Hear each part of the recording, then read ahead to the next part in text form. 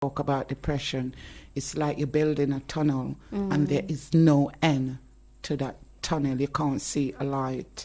And then when I went to my GP, he said, if you take your own life, what would happen to your children? And then alarm bells start ringing. Nobody would look after my children.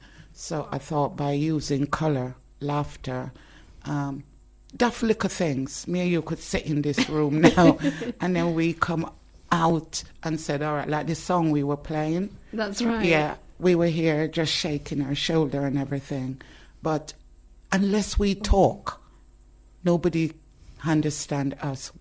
I didn't buckle things up, so I become a stronger person than what I was then, and that made me a better person. So I start to listen to everyone's problem.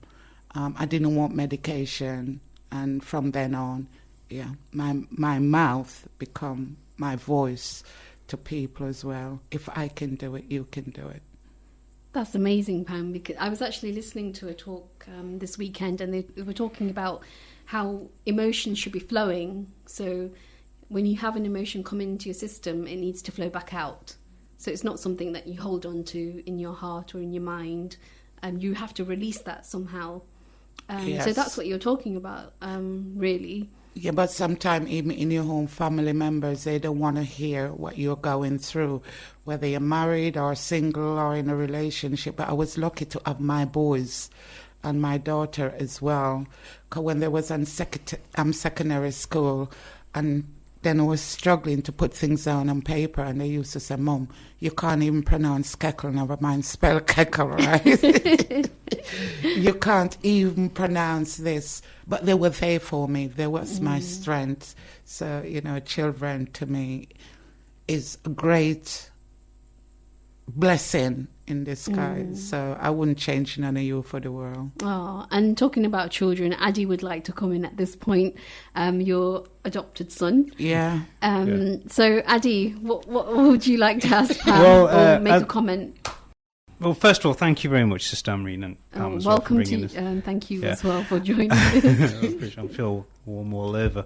And so first of all, I'd like to say Assalamu alaikum to everybody out there. Hope everybody's doing well. Hope you're having a productive week so far. And good luck to all the students out there going back to school, college, university. It has been a difficult time to everybody, but you know what? The best warriors are those who are not all warriors are made out of success. The best ones are made out of struggle.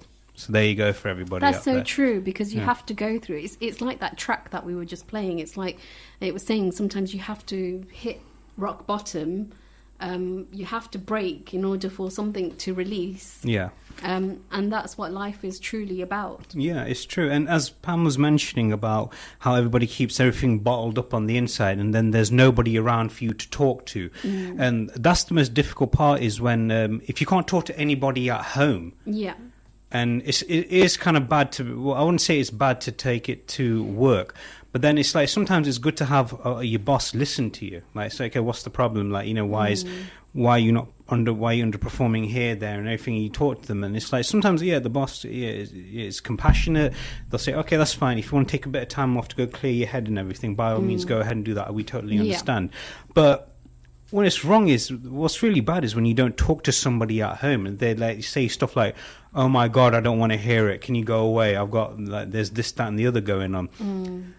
But the more you keep things bottled up inside, there's the 4 Fs. You either fight or fly, or one thing you don't realize down the line is that you freeze. All your emotions go dead inside. It's like, for example, a gazelle being taken by a lion. You freeze, you go dead inside. And then if you keep that thing bottled up forever, eventually the bottle cap's going to come off, or whatever somebody uses this day and age, and it's basically going to just come out and start ruining your life. So you're running away from something that you cannot run away from because it's inside you. And that's the worst thing you can ever try and run away from. But it's good to talk to somebody. It's like, for example, you can talk to one of your best friends. Yes. They'll take time out. They'll probably say, okay, that's fine. Don't sit in the house. Get outside, breathe fresh air. Let's go for a little bit of a, quote, nature walk. Because one thing people don't seem to realize is trees are filled with positivity. Definitely. Yeah. If you walk by Love trees. trees, I've yeah. been looking at them when they were coming and the birds Yeah. flying. I was like, can I interrupt? Yeah, sure, go ahead. You know, in life, if you are constantly being rejected, try not to take it personally. Instead, analyze the cause Yeah. and the asset if it is unreal to you. Yeah. What is your view on that? Because that's me. Well, to be honest, okay, that's an interesting point, Pam. I appreciate you bringing that up.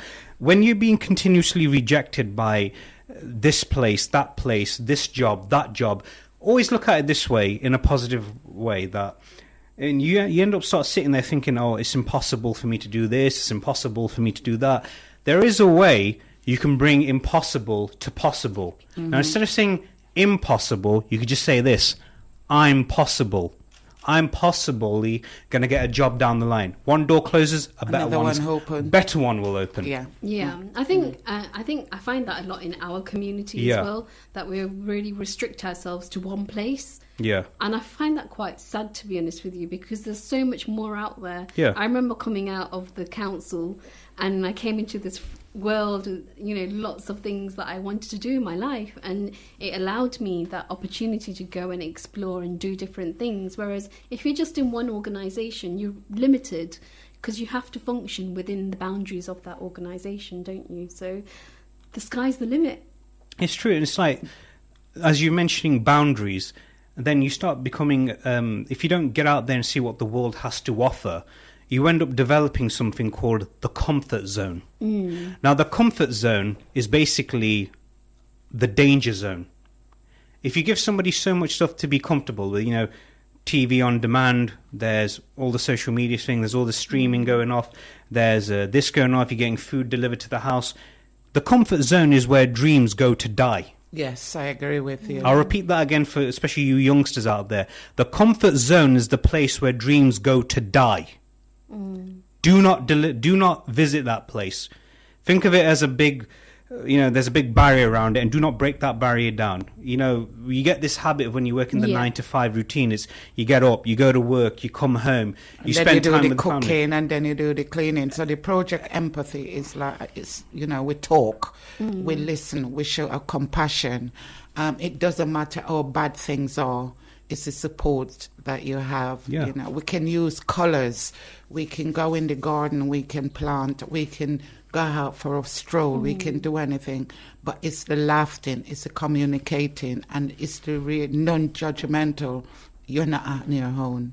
And that's the key, isn't it, Pam, about being non-judgmental? Because as soon as someone becomes judgmental upon you, then you're going to struggle to find your true self. And I think that was taken away from me, because for me personally, it's like I would talk, all right, for example, I'm talking to you, and I want to explain something, but my conscious mind keeps saying, hang on, I'm going to say the wrong thing. Even though it's not the wrong thing, it's like people take away that I don't know how drive. to say. Yeah, you're not allowed to talk. You're not allowed to express yourself. I don't want to know. But I do want to talk. I do. If I want to hit a chair, I'm not hitting anybody. Let me get that frustration out. If I want to go out and dig the garden, let me go out and dig that garden, as long as I'm not hurting anybody.